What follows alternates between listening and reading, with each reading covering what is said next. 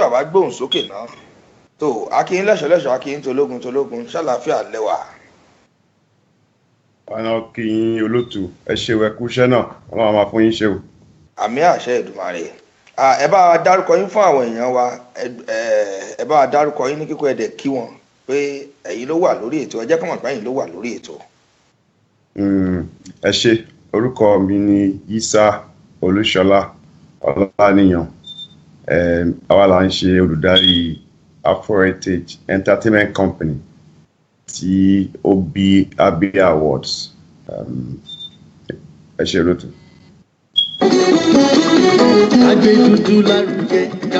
Àlejò wa tẹ̀ ń wò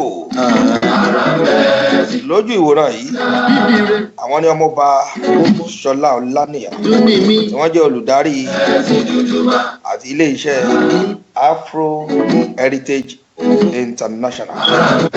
Àwọn ni wọ́n tún jẹ́ aláṣẹ àti olùdarí Abia Awards yìí. Èyí tẹ́ ti ń wo ìpolongo ẹ̀ lórí Facebook, lórí Instagram, lórí WhatsApp, káàkiri náà ní ìpolówó náà ti rinlẹ̀. Sísítà mi Yẹmí Àdìgún láti ìlú Canada ẹ ṣé. Tó ká ti fi pọlẹbẹ ká imọ́ lè jẹ ẹja ṣe bí eléyìí náà. Ọmọ ìlú wo gangan ní? Ó wá láti Yewa ní Ogun State, precisely Ìpókíà. Yewa ní ìlú Ògùn, Ìpókíà. Ìpínlẹ̀ Ògùn, iṣẹ́ ìlú ìpínlẹ̀ ní. Ní ilẹ̀ ẹ rántí bá ṣe máa ń kí oríkì ọ̀dọ̀ yín ṣe rántí? Oríkì pọ̀. Ẹ jù kan fún wa ń bẹ̀ kárí. Wọ́n níbi tèmi ti wá gangan ní Ìpókíà wọ́n máa ń pè wá ní ọmọ afàtàrí wòran. Ọmọ àfàtàrí wòran. Ẹ kí àwọn tí yín ní èdè ọ̀dọ̀ yín lọ́hùn, ẹ kí wọn. Lédè wa gbogbo yín lé o ṣàlàáfíà lẹ wọ yàrá lé yàrá máa jẹ o. Ẹ káàbọ̀ sórí ètò lẹ́ẹ̀kan sí i. Bá a ṣe ń sọ̀rọ̀ lọ ni sísítà mi Tinúkẹ́ Bùnmi Olúwa yóò ṣe láti ìlú Staten Island. Àwọn náà darapọ̀ mọ́ mi lórí ètò ṣàlàáfíà lẹ́wà. Ọ̀rọ̀ ìṣísílẹ̀ eléyìí láti My Sweet FM nílùú London pẹ̀lú ọmọọba Ṣọlá Ọláníyàn, aláṣẹ àti olùdarí iléeṣẹ́ Afro Heritage Entertainment International. Mo gbé dáadáa, àwọn gan mérí pé bẹ́ẹ̀ ni.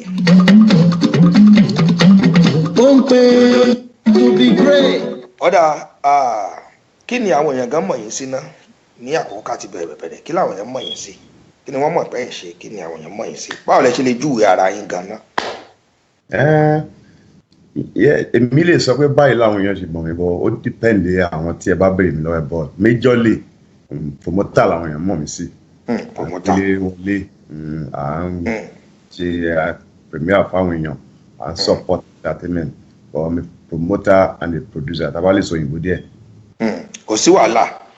Ọ̀dà orú èèyàn wo gangan ni ọmọọba Ṣọlá Ọláníyàn, orú èèyàn wo gangan ni? Jẹ́jẹ́ lọmọ yìí wá ń lọ. Jẹ́jẹ́ lọmọ Èkó, kí èdè jẹ́jẹ́ lọmọ Èkó ń lọ, ọmọ Èkó lè mímọ̀ pé jẹ́jẹ́ lọmọ Èkó ń lọ. Ọmọ yìí wá náà jẹ́jẹ́ là láì já yìí wá ilé wọn. Mo máa ń pè wá. Mo jẹ́ èyí tó nífẹ̀ẹ́ iṣẹ́ tí mò ń ṣe. Fẹ́ràn Ọlọ́run, fẹ́ràn family púpọ̀, nífẹ̀ẹ́ aráàlú bẹ́ẹ̀ lọ. Kábíyèsí Ọlọ́run. Ọ̀dà.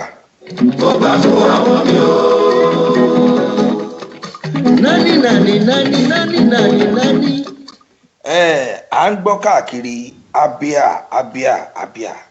Kí ni ìtumọ̀ Abia? Ẹ ṣé olótù. Full meaning Abia ni Afro Heritage Broadcasting and Entertainment Awards. Afro Heritage Broadcasting and Entertainment Awards. Kí ni nǹkan tó bí Abia yìí? Kí ni nǹkan tó mú jáde? Tó mú jáde ni pé a ti wà lẹ́nu iṣẹ́ promoter / producer yẹn fúngbà díẹ̀. So àwa wò kí la tún lè ṣe láti lọ sí another level. So àwọn ṣíṣe jáde àwa wò pé pẹ̀lú connection díẹ̀ ta ní industry tá a bá pàwọn èèyàn wọn á dá wa lóhùn. Because tẹ́ ẹ̀ bá mọ àwọn èèyàn ní industry wa tó bá wùn yín kẹ́ ẹ̀ fi gbogbo nǹkan ṣe wọn ní àwọn pé wọn mẹ́tò sọ àtijọ́ lájọṣepọ̀ tó dánmọ́ látilẹ̀. Ìtàkùn pé táwa fẹ́ dáwọ́ lè ṣe àlè ṣe gbàtà rẹ̀ wo báwọn èèyàn méjì mẹ́ta sọ̀rọ̀ ní industry wọ́n dẹ̀ ní ó ṣeé ṣe so la fi bẹ̀rẹ̀ ní 2015 but another reason tá a fi bẹ̀rẹ̀ gan-an ni pé a fẹ́ ṣe nǹkan tó yàtọ̀ sí conventional awards meaning pé fáwọn award tó common ní category best actor best director best this best that but àwọn táwa torí ẹ̀ gbé kalẹ̀ làwọn tán ti bẹ̀rẹ̀ iṣẹ́ yìí tipẹ́tipẹ́ lórí láti bí ọgbọ̀n ogún ọdún sẹ́yìn. àwọn àgbà òṣèré àwọn ògbóǹtarìgì. ẹ̀yìn o so àwọn yẹn làwa fi ń yìn wọn dẹ̀ fi ń rántí wọn because àwọn kan wà pé tá a bá dárúkọ wọn fún yín sìn tá a bá bí àwọn míì tó jẹ́ bí ẹgbẹ́ wọn lè má rántí wọn mọ́. wọ́n lè má rántí. àwọn ìdílọ́kọ́ kópa wọn lè dárúkọ ẹnìkan nínú àwọn obìnrin irú madam kan pè ní Liz Benson ìjọba tí wọ́n lè má rántí wọn mọ́ ẹ̀dẹ̀ wọn páwọn yẹn ti ṣiṣẹ́ lẹ̀. bẹ́ẹ̀ni àwọn àgbà òṣèré lẹ̀ ń dárúkọ. àwọn ìbẹ́ẹ̀ni àwọn yẹn làwọn torí ẹ̀ Abia Awards lẹ̀ wàá wá mú káàkiri ní comedy ní theatre ní music ní broadcasting bẹ́ẹ̀ náà ṣe ń kan sí àpẹ́ náà pé ọmọ olójú ọba kan ẹ̀ broadcaster gba kí ni bó ṣe jẹ́ nìyẹn. ó dà ẹ ṣeun bàbá ní káwọ àwọ́ọ̀dù tẹ́ ẹ̀ ń ṣe yìí àwọn tí a rí pé kì í ṣe pé ìlú Nàìjíríà nìkan ó jẹ́ káàkiri àgbáyé pàápàá ìlú Áfíríkà lọ́hùn àwọn Kenya àwọn Ghana àwọn South Africa lóṣìṣì bóòlù jẹ́ kí ló dé pé fi rò pé òkè ẹ̀ dúró mọ́ nílùú Nàìjíríà o ẹ̀ tún wá sí ìlú South Africa ẹ̀ wá sí Kenya Ghana gbogbo ẹ̀ lọ́hùn bóòlù ṣe jẹ́ bẹ́ẹ̀. ẹ ṣe olóòtú nítorí pé tẹ bá orúkọ tá a pè a sọ pé Afro Heritage so mean it has to do with African heritage. Africa. tẹ bá ní the world náà lè sọ bẹ́ẹ̀ because àwọn tó jẹ́ aláwọ̀ dúdú náà wà ń bí lọ́dọ̀ wa tá a máa bẹ̀rẹ̀ sí sínú ẹ̀ tó bá yá dédé so majorly because it's African thing ìyẹn la fi wò pé ká dé lórí ọdún yìí sí àwọn èèyàn méjì ń bọ̀ láti Kenya Ghana South Africa Nigeria so wọ́n wá ṣe network díẹ̀díẹ̀ láti get to other countries tí a rí pé entertainment rinlẹ̀ lọ́dẹ̀ ní orúkọ. kódà ẹ ṣeun ẹ kú àtótónu. Ibi ẹlẹ́dàá mi sí ilẹ̀ Áfíríkà. Olùgbà lọ́wọ́ orí. Ọpẹ́ pàtàkì lọ́wọ́. A rí pé Abia yìí kì í ṣe nǹkan kékeré. Èkélòrú rẹ̀ lélẹ̀ àti pé gbàwó gan ni ẹ bẹ̀rẹ̀. Gẹ́gẹ́ bí mo sọ lẹ́ẹ̀kan 2015 la bẹ̀rẹ̀ ẹlẹ́kẹta. ẹlẹ́kẹta tí ẹ ṣe lélẹ̀. Bẹ́ẹ̀ni. Ọ̀dà ìbéèrè kan ṣe pàtàkì tí mo fẹ́ béèrè lọ́wọ́ yín kó tó di pé mo béèrè nǹkan tí a ń sọ yìí. Ẹ já wò ipa tí entertainment kan kó láwùjọ ká dánú ara wa dùn ká dára wa lára yá. Bí èrò tiyín gẹ́gẹ́ bí promoter àwọn tí ẹ̀ ń gbé olórin lárugẹ ń gbé léré orí ìtàgé lárugẹ kí ni èrò tiyín kí ni ipa tí ẹ rò pé kíní ń kó láwùjọ. Ipa tí iṣẹ́ entertainment kó pọ̀ láti lè ná àwọn tó kọ́kọ́ bẹ̀rẹ̀ aláwọn táwọn pọ́nlé mọ́ dàbí ẹni káwọn èèyàn rò pọ̀ serious pé gbẹ̀yìn tó bá lóun fẹ́ jí tó fẹ́ lọ ṣeré ń gbà yàn fẹ́ máa kọrin wọn àwòpọ̀ ọ̀lẹ́ aláìníṣẹ́. Time goes on. Bẹ́ẹ̀ bẹ́ẹ̀ bá tẹ̀ fẹ́ ṣe lórí ìtàgé gan gbà yẹn wá ní iṣẹ́ wo ló fẹ́ mọ̀ sí káàkiri àwọn alárìnjó. Ẹ̀yọ́ so bó ṣe jẹ́ nìyẹn so but lately ó ti wá díṣẹ́ táwọn èèyàn fi ń lówó lọ́wọ́ tó ń dẹ̀ fi ń lókìkí but ju gbogbo ẹ̀ lọ ètò ṣe kókó pàtàkì mẹ́tẹ́yìn náà mọ̀ ní pé àti 2 years ago ó dàbí government get one set of statistics kan tó ń sọ pé ó ní billions ti entertainment ń contribute to economy Nigeria ṣe hàn pé àwọn tó ṣe Glo AY Live kankan bẹ́ẹ̀ MTN gbogbo wọn náà ń fún àwọn ọmọ wa ní contract nísìnyí tó ń ṣe kíni ambassador so ẹ ti rí pé apart from that income tó yanrantí wà bẹ́ẹ̀ mú wo write up kan tí RMD kọ láìpẹ́ same thing tá à ń sọ yìí náà ló náà discuss pé as the industry yẹn ti big nsìn just like every time gbé ẹ bá dé Hollywood ẹ tó bá ṣe movie lẹ́ẹ̀kan bẹ́ẹ̀ tó bá wọ TV tó jẹ́ big screen gbogbo wọn ti jọra títí ayé nìyẹn so ipa tí mo rò pé majorly méjì yẹn ni iṣẹ́ òjò táwọn èèyàn fi ń lówó tó fi ń dórúkọ adẹ̀tún kẹ́kọ̀ọ́ bẹ́ẹ̀ bí a kà pé yẹn lẹ́kẹta bẹ́ẹ̀ ni ẹ̀kọ́ pàtàkì wà bẹ́ẹ̀. lẹ́kọ̀ọ́ wà ń bẹ̀ so. ẹ ṣeun. ẹ ṣe.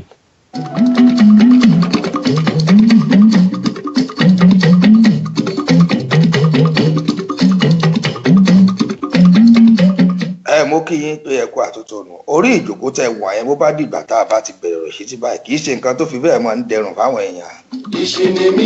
ọ̀pọ̀lọpọ̀ tó bá ti jókòó báyìí tí bẹ́sìkìrì yẹn rẹ̀ jùmọ̀ wọn tá a wà lórí ìtọ̀rọ̀ ìṣítí ara wọn yìí fi bẹ́ẹ̀ balẹ̀ àmọ́ mo rí pàrọ̀ àti yín balẹ̀ gan gidi. ẹlòmíì á ní ó dójú ẹ̀ lójú ọ̀dà. Àwa lọ sí ojú ọ̀gbagadì gangan ìbéèrè tó jẹ́ ojú ọ̀gbagadì gan. Wọ́n ní kí ni àwọn nǹkan tí ẹ máa ń wò kó tó di pé ẹ fún àwọn èèyàn ní orú àwọ́ọ̀dì yìí táwọn ilé ìbò ń pè ní criteria kó tó di pé wọ́n ní kí ni nǹkan tí ẹ máa ń wò. Ẹ ṣe olótù ọ̀nà méjì ló pín sí nígbà táwọn náà fẹ́ bẹ̀rẹ̀ a ṣe research díẹ̀ a mú category yẹn lọ́nà méjì apá àwọn kan ní legend apá àwọn kan ní icons nígbà tá a dẹ̀ gbé àwọn tó gbóyìnbó díẹ̀ wọ́n sọ fún wa pé ìyàtọ̀ wà díẹ̀ láàrin legend and icon legend ti báṣẹ́ débi gbì pẹ̀lú tó jẹ́ kó káwọn yẹn máa lọ béèrè advice lọ́wọ́ ẹ̀ tòyìn wọ́n sì lè máa ṣẹlẹ̀ kankan but àwọn wà above icons náà heavy tòyìn but legend sì wà lókè so àwa ò pé àwọn legend àwọn orúkọ tẹ́ pé tá a bá pè pé níṣẹ́ ní industry entertainment lè kó yan wọn kéré àwa wọ 30 years minimum and more. With no scandal tẹ pé iṣẹ́ tán ṣe lẹ̀ will speak for itself ṣe yín àwọn ti icons wọ́n jẹ́ 20 years pẹ̀lú mo yìí sọ pé nǹkan tó máa jẹ́ pé wọ́n máa ní bẹ́yà ó ti ní problem kan gbà kan àbọ̀ wọ́n ti múlẹ̀ àbí ṣe yín pẹ̀lú clear record but what we are looking at is àwọn ọmọ wa ń bí ara reason tí mi ò tí ìgbàlùkọ fún táṣí dákẹ́ nílẹ̀ ni pé so that we can be able to bring our culture to our kids especially àwọn ọmọ tó ń bí nílùú wa ń bí ṣé wọn pé most of them tv bí náà wò ibi náà lè ti mú road model àwọn ẹlòmíì lè jẹ tó gbá ìmíì lè jẹ desperation lọ́wọ́ like wàá jẹ́ kí wọ́n mọ pàrọ̀ náà ní road model nínú Áfíríkà tá a àwòkọ́ṣe lára wọn so ara criteria táwọn wò nìyẹn láti mọ. ẹ ń wò nìyẹn tí ẹ fi ń mú àwọn èèyàn. bẹ́ẹ̀. agbẹdúdú lárú.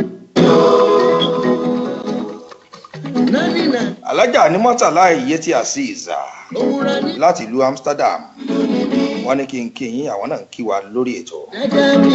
Barry Jesus pásítọ̀ tí wọ́n ń kọrin bíi barista àmọ́ ti gospel làwọn ń lò. mo ní rẹ́kọ̀dì wọn lọ́wọ́ ń bì wọ́n ń kí yín láti ìlú Nàìjíríà ni wọ́n ti ń wò wá kétékété. Fọlákẹ́mi Ọlọ́runníṣọlá sísítà wa ní ìlú Maryland wọ́n làwọn ń wò yín kétékété wọ́n ní kí àlejò wa. Olúfẹ́mi Defensor Tarius wọ́n ní ẹ káàbọ̀ sórí ètò CEO Afro Heritage àwọn tí wọ́n mọ̀ yín dáadáa bí ẹni mowó nìyẹn. àwọn tí ìlú Canada náà wọ́n ní kí yín. Prince Osao oníkínkín Olúwaṣínà ọmọ Àrẹ̀mú wọ́n ní kí àlejò. Ọláyínká Joy Ògún wọ́n ní kí yín. Ẹ̀bùn lọ́mọ Adétúnjí wọ́n ní kí àlejò wa. ó tó gba fáwọn èèyàn láyè láti pè wọlé lórí ètò yìí. ìbéèrè kan wà tí màá béèrè náà. àwa ṣe ojú òpólẹ̀ fáwọn tó bá ní ìbéèrè. kọ́lọ́wọ́ bátìnì wa kan wá bá mú fóònù tá à ń lò wá bí yìí. DJ Murphy nílé agodo lọ́hùn-ún. nọ́mbà táwọn èèyàn ó pè wọlé sí. ẹ bá wa tẹ̀ sójú screen torí màá ṣe ojú òpólẹ̀ fún èèyàn bíi 2 sí 3 láyè láti pè wọlé. wọ́n lè ní ìbéèrè kan tí wọ́n fẹ́ béèrè lọ́wọ́ aláṣẹ àti olùdarí iléeṣẹ́ Afro Heritage. ọ̀rọ̀ àwọ́ọ̀dù kìí ṣe àwọ́ọ̀dù. àwọn èèyàn láwọn nǹkan kan tí wọ́n fẹ́ béèrè. ẹlòmíì náà tẹ̀ ní interest yóò fẹ́ mọ̀ bóyá owó ni bóyá ọ̀fẹ́ ni. ìlú Amẹ́ríkà Houston, Texas gba àlejò. wọ́n ti ń wọlé lẹ́kọ̀ọ̀kan.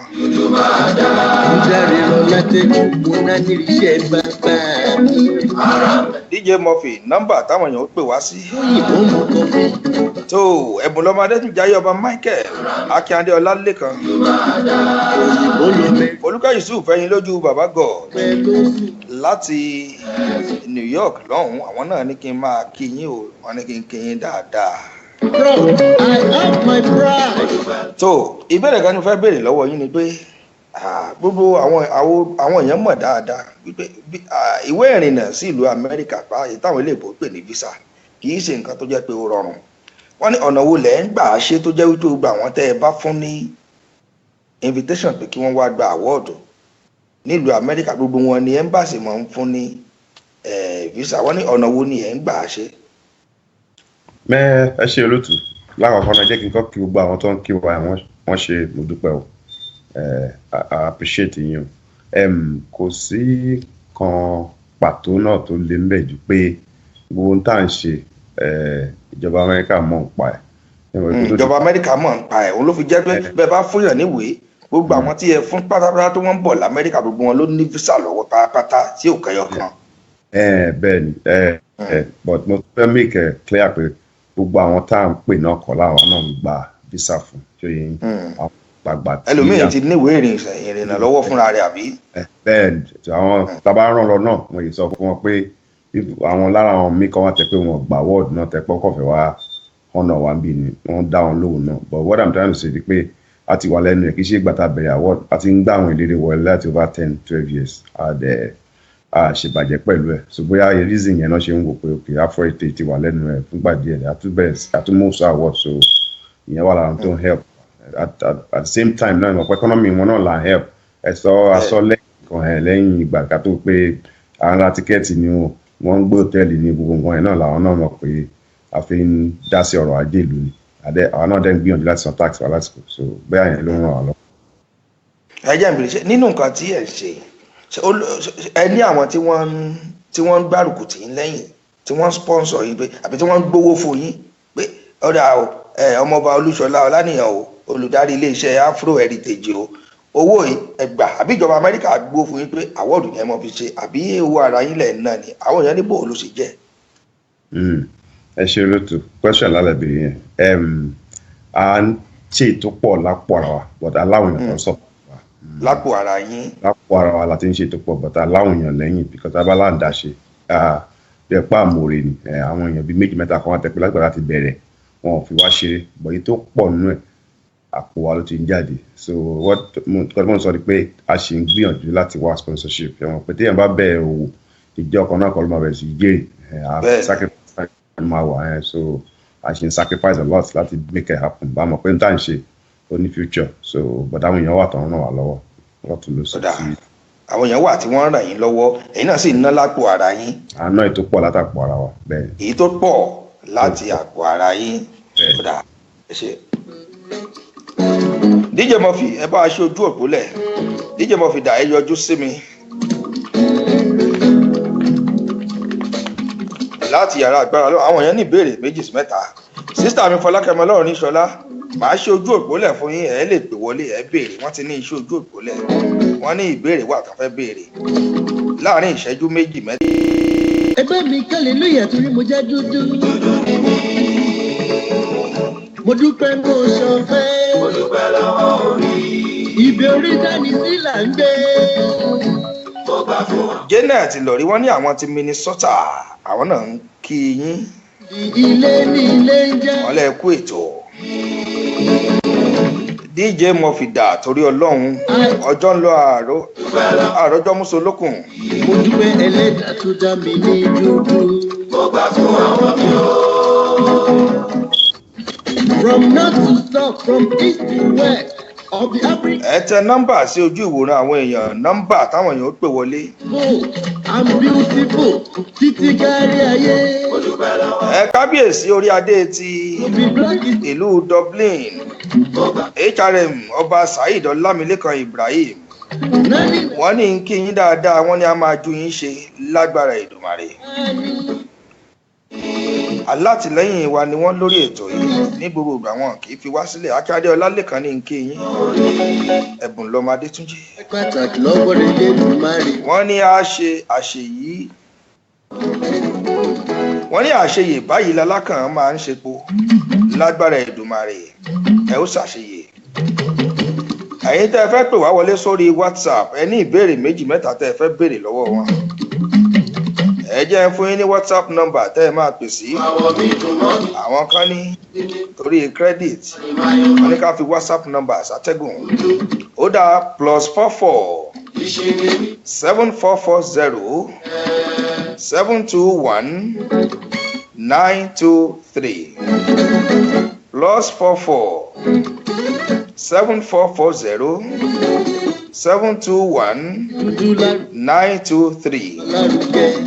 Ẹ̀yin tẹ́ ẹ bá wà nílùú Amẹ́ríkà tẹ́ ẹ bá wà nílùú London ní ìlú tó jẹ́ wípé WhatsApp ti da íńtánẹ̀tì dá ń bẹ̀ kì í ṣèlú Nàìjíríà torí Ọlọ́run o níjọ gbọ́ra wa ẹ láǹfààní láti pè wọlé tàbẹ́yìn tẹ́ ẹ bá ní nọ́mbà Ọmọlójú Olódùmarè lọ́wọ́ ẹ lè pè wọlé lórí WhatsApp direct.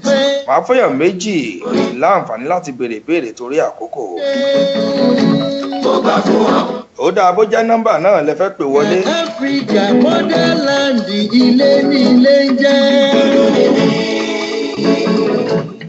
I'm black, I'm proud, I have my pride. Mo dúpẹ́ ẹlẹ́dàá tó dá mi ní dúdú. Mo gbà fún àwọn mi o. Ẹ láǹfààní láti pè wọlé. From north to south, from east to west of the African continent. Adéyínká Wùmí Adékọ́lá Ògúnbà Prince Adéadé mo kí yín. Ti kárí ayé. Mo dúpẹ́ lọ́wọ́ orí. DJ Murphy mi rí nọ́mbà táwọn èèyàn lè pè sí. Èmi ò sì ní i lọ́wọ́. Ó dáa mo ti rí i. Nani, òwúrọ̀ ní nàní. Nọ́mbà àtẹ̀lé pè wá sí wọlé òun ni +44 20 35 197611. Lẹ́ẹ̀kan sí +44 20 35 197611. Láti ìlú Amẹ́ríkà +131 520 35 498. Láti ìlú Amẹ́ríkà +131 520 354 98. Tàbí +44 20 35 19 7611. Nọ́mbà tó wọlé agodo ń bi tí mo wà yìí nìyẹn. Ṣadé Oyèdòkun ẹ ṣé. Abímbọ́lá Ọláwuyì Olújídé. Dúdú lárugẹ kágbá ṣàwálà. Lásàrí gba ìpè kan sí méjì ká tó máa ń lọ. Kí n tó rìlíìsì wọn. Torí wọ́n láwọn nǹkan kan tí wọ́n fẹ́ ṣe. Mo yára mi. Wọ́n ti ń gba àwọn àlejò lọ́wọ́.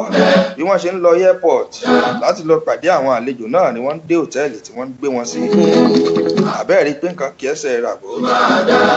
Obama bàrà ṣe bí dúdú náà ni. DJ Murphy ìpolówó ẹ bá gbé ìkéde Abia Award ẹ gbé sókè látọ̀dọ̀ yín lọ́hùn. Ìkéde Abia Award ẹ gbé sókè káwọn èèyàn rí ná. Ká tó wá padà Julius Bino ẹ ṣeun. Most University African continent ló ti jáde. Ọmọ ẹlẹ́rọ náni rè gbogbo ọmọ rotoṣì náni ràkìtà. Ọ̀dà kó tó di pé ìpolongo náà ṣe tán ẹ jẹ́ ń béèrè ìbéèrè kan báyìí pé àwọn ará UK wọ́n ní ẹ pé àwọn sí award kí ló dé.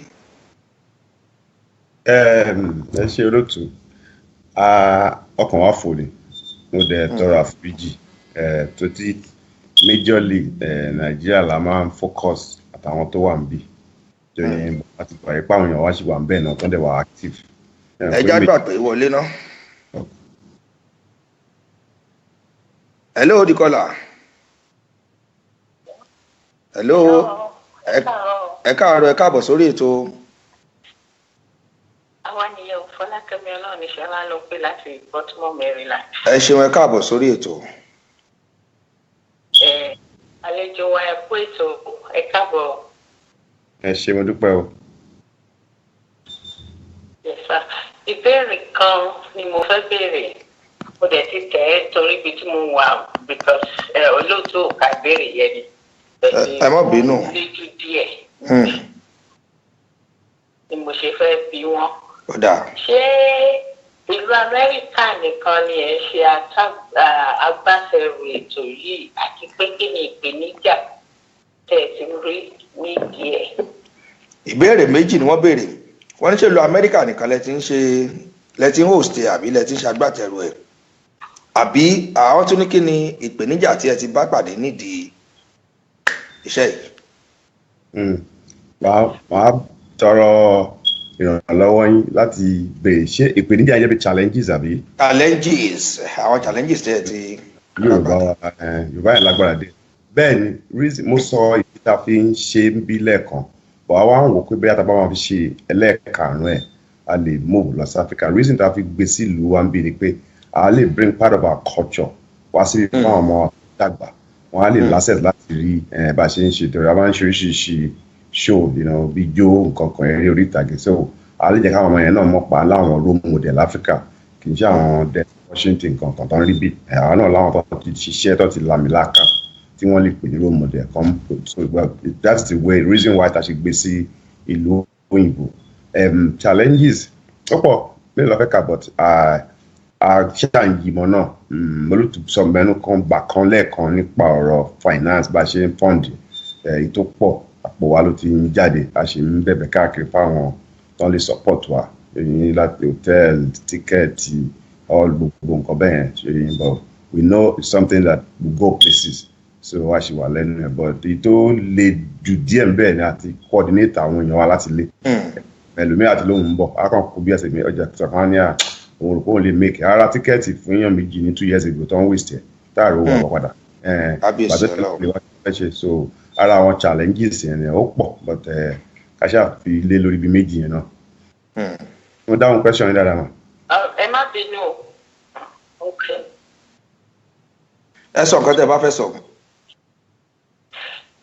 hello ìbéèrè tí mo tún fẹ́ béèrè ni pé nínú àwọn tí ẹ̀ ń sponsor láti lé lára àwọn actor and actress wọ̀nyẹn ǹjẹ́ torí nínú wọn tó jẹ́ pé ẹ fi ẹ fi position yín pé wọ́n wọlé tí wọ́n ń recommend ní Amẹ́ríkà tó jẹ́ pé wọ́n padà. tí wọ́n padà ìbéèrè gidi ni wọ́n béèrè o.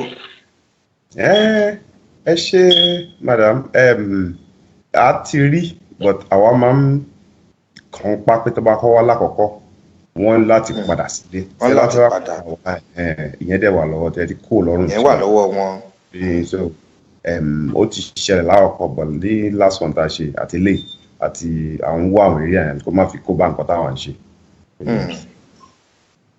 kábíyèsí Ọlọ́run ṣé wọ́n ti dáhùn ìbéèrè yìí mà. ẹ ṣé mo dúpẹ́ o. ẹ ṣé madam. àmì àṣẹ Èdùmàrè àmì àṣẹ Èdùmàrè ẹ ṣé mà. ẹ ṣé gan.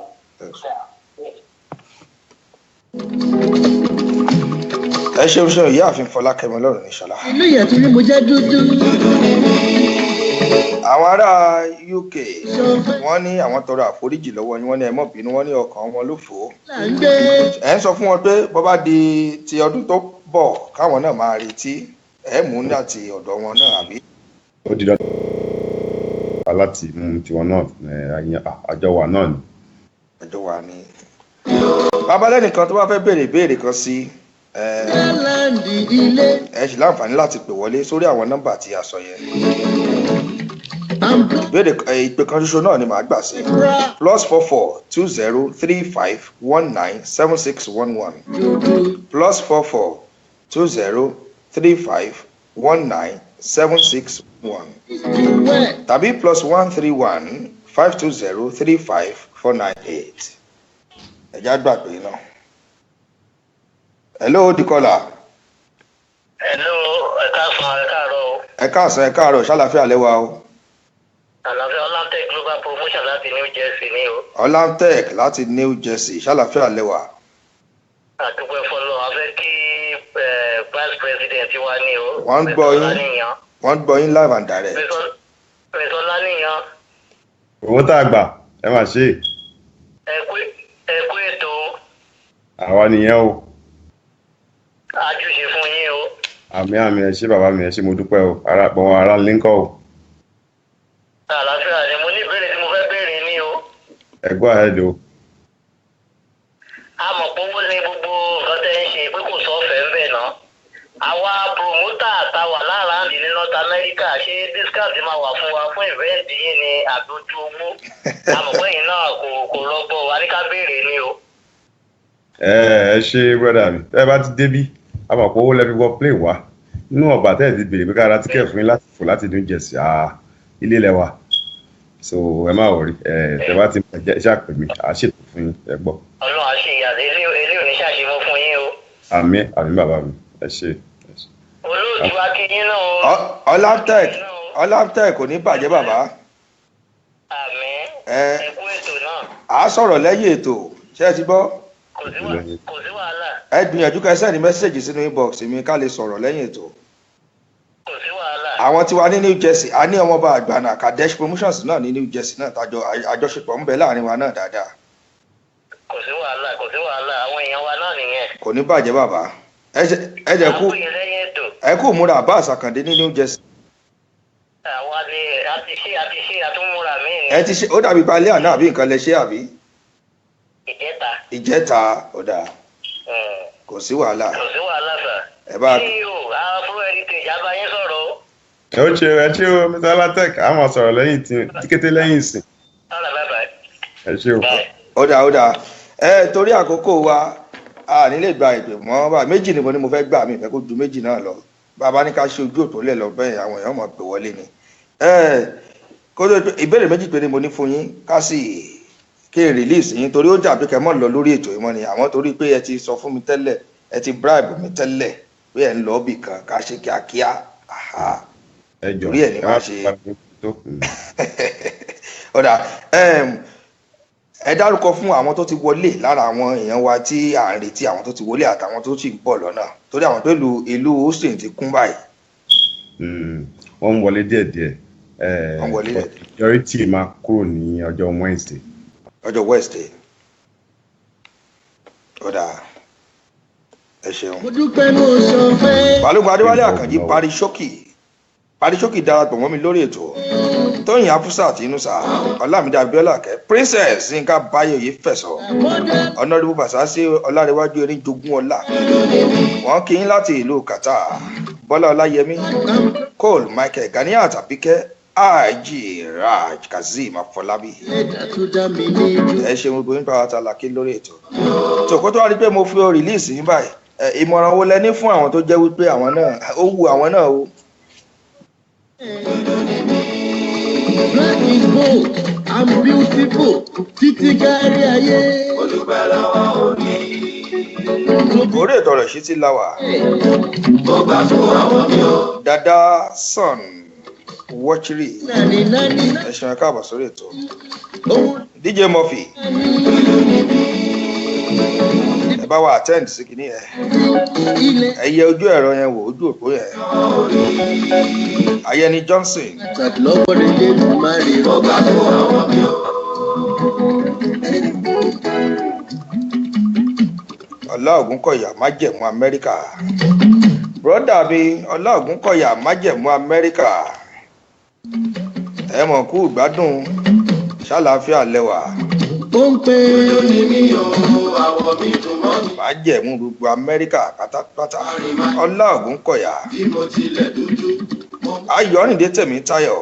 ìṣe ni mí o. Ẹ má bínú ẹ̀rọ yẹn ló ṣe bákan àmọ́ a ti gbé wọn padà wọlé náà.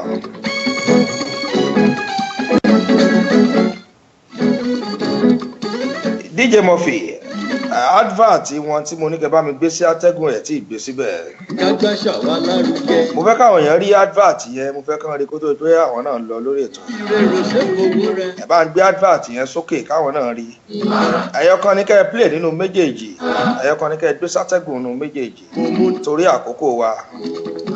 ní ti Ìwàchukwu àti Lamensa ló máa gbà lálejò 937 Richmond Avenue Eastern Texas 77063 láago mẹ́jọ àṣálẹ́ rẹ́kàmẹ́ntì ní dídí aago mẹ́fà ẹ̀rọ tíkẹ́ẹ̀tì yín ní www.eventbrite.com ọ̀nàlásìkò farmers market Wazobia market àti finger licking restaurant.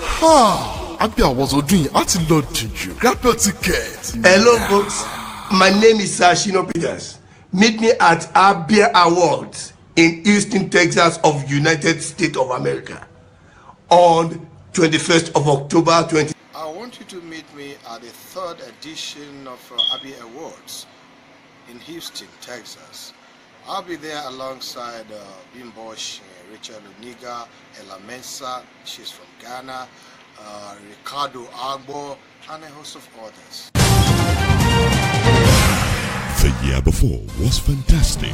Last year was electric. Now it is 2017, the 3rd edition of the Afro Heritage Broadcast Entertainment Awards in the city of Houston, Texas, October the 21st, 2017. African entertainment will merge in one space, one spirit, and one voice. Daddy Shoki, Bisi Olatin, Tadiukido, Kola Oyewo, Chika Okpala, Raymond Ofula, Isaac Ajao, Bimbo Akintola, Chakasio, Fiti Apalo, Victoria Iyama, Ruth Mingo, Regina Asker, Queen Uwoke, Sashina Peter House, Uti, and Ella Mensa, featuring Luke, Kido, J1, and Kenny Black. Venue, Eva Center, 9371, Richmond Avenue, Houston, Texas, 77063. To get a ticket, www.aibaAwards.com. Tickets can also be bought in Houston at Onola Stores, Wazobia Store, The Best Tax Pro, and Family Market.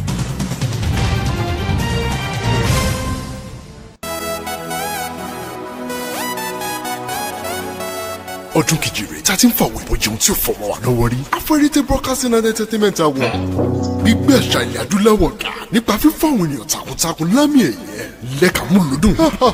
lókèlókè lẹ́yẹ ń fò nǹkan kan ní ṣe wájọ. Abẹ́ Awards 2017 Sashina Peters, Bisi Olatinlo, Raymond Ofule láti ilẹ̀ Kenya, Jẹ̀lúlíngà, Múyìwá Adémọ́lá, Razak Ajao, Ricardo Agbo, Bímbọ́ Akíntọ́lá, Sani Danja, Fathia Balogun, Juliet Ibrahim láti Ghana àti bẹ́ẹ̀ bẹ́ẹ̀ lọ. Uti Nwachukwu àti Ella Mensa ló máa gbà wá lálejò. 937 Richmond Avenue, Eastern Texas, 77063 láago mẹ́jọ àṣálẹ́. Rekabet ní dídí aago mẹ́fà. Ẹ lè ra tíkẹ́ẹ̀tì yín ní www.eventbrite.com, Onola Store, Farmers Market, Wazobia Market àti Finger Licking Restaurant. Abẹ́ Awards ọdún yìí á ti lọ dìjú. Grab your ticket. Hello, folks. My name is Sashino Peters. Meet me at Abia Awards in Houston, Texas of United States of America on 21st of October 20. I want you to meet me at the 3rd edition of Abby Awards in Houston, Texas. I'll be there alongside Bimbosh, Rachel Oniga, Ella Mensa, she's from Ghana, Ricardo Agbo, and a host of others. The year before was fantastic. Last year was electric. Now it is 2017, the 3rd edition of the Afro Heritage Broadcast Entertainment Awards in the city of Houston, Texas, October the 21st, 2017. African entertainment will merge in one space, one spirit, and one voice. Daddy Shoki, Bisi Olatin, Tadiukido, Kola Oyewo, Chika Okpala, Raymond Ofula, Razak Ajao, Bimbo Akintola, Chakasio, Fathia Balogun, Victoria Iyama, Ruth Mingo, Regina Asker, Queen Uwoke, Sashina Peter House, Uti, and Ella Mensa, featuring Luke, Kido, J1, and Kenny Black. Venue, Eva Center, 9371, Richmond Avenue, Houston, Texas, 77063. To get a ticket, www.aibaAwards.com. Tickets can also be bought in Houston at Onola Store, Wazobia Store, Best Tax Pro, and Family Market.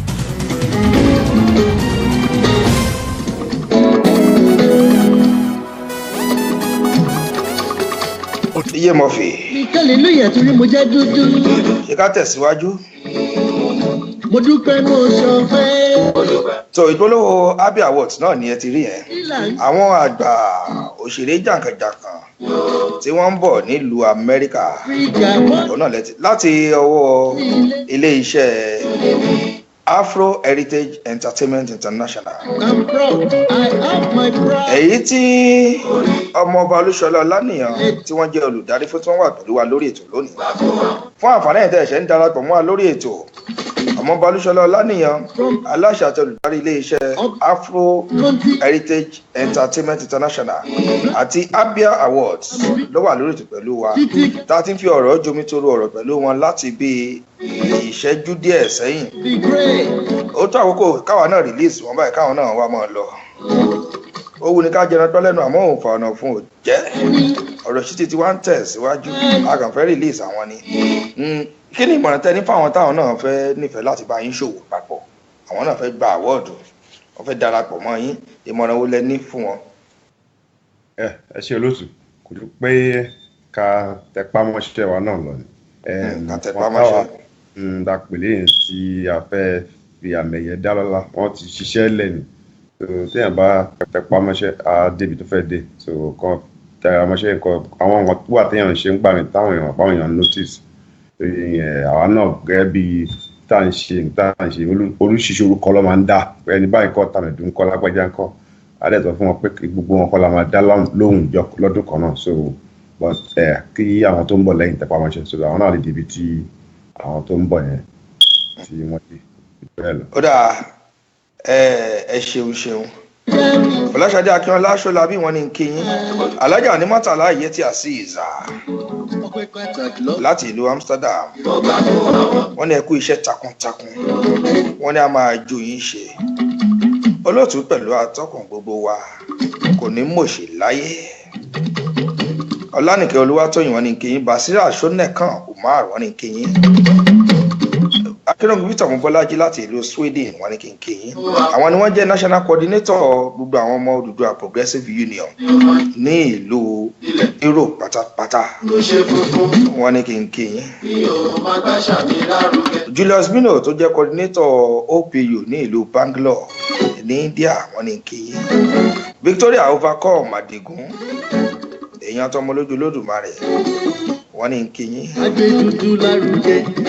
Cole Michael Bọ́lá Ọláyẹmí gbogbo wọn pátá náà ní kí yín tó lórúkọ gbogbo aláṣẹ iléeṣẹ́ My Sweet FM àti ọmọ lójú Olódùmarè Productions International gbogbo àti àjọ oníṣètò parọ̀ pátá ni à ń kí yín pé ẹ ṣeun ẹ kú àtúntòmí látàárọ̀ ẹ dẹ̀ kú àpọ́nlé tiwa náà tọ́jú àwa náà pè yín náà ẹ jẹ́ wa náà nínú gbogbo bẹ́ẹ̀ ṣe bísí tó náà lẹ ti wáyè fún wa kò ní bàjẹ́ fún pẹ̀lú àṣẹ Èdùmàrè iṣẹ́ tí ń máa ní ìlọsíwájú Abia Awards ò ní bàjẹ́ iléeṣẹ́ Afro Heritage International òkè ní ẹyẹ ń fọhùn òkè ní ẹ máa lọ pẹ̀lú àṣẹ Èdùmàrè àwa náà kí yín a máa rìlíìsì yín lórí ètò báyìí kí ẹ̀yin náà lọ ṣe àwọn kan tí ẹ fẹ́ ṣe ẹ kí àwọn èèyàn wa pé ó dàbọ̀. ẹ ṣé olóòtú mo kọ́ dúpẹ́ lọ́wọ́ yín pé ẹ̀yin náà fààyè lẹ̀ fún wa tábàlà fẹ́ rí tẹ́yìn náà bá lẹ bísí kò sí ní ta máa ṣe ẹ̀ ń bá wa gbé iṣẹ́ wa lárugẹ so mo kí yín lọ́pọ̀lọpọ̀ Ọlọ́run máa fún yín ṣe o ẹ̀yin tẹ́ ẹ̀ ń wò wá náà gbogbo ẹ̀yin tẹ́ ẹ̀ support wa tẹ́ join Ọlọ́run bá wà pẹ̀lú yín o iṣẹ́ àti ṣe ìbàjẹ́ o àjọ láṣẹ jọṣẹ pẹ́pẹ́pẹ́ o ẹ ṣé mo dúpẹ́. ẹ ṣeun ó dàbọ̀ DJ Murphy ẹ bá wa ká àwòrán náà kúrò káwa.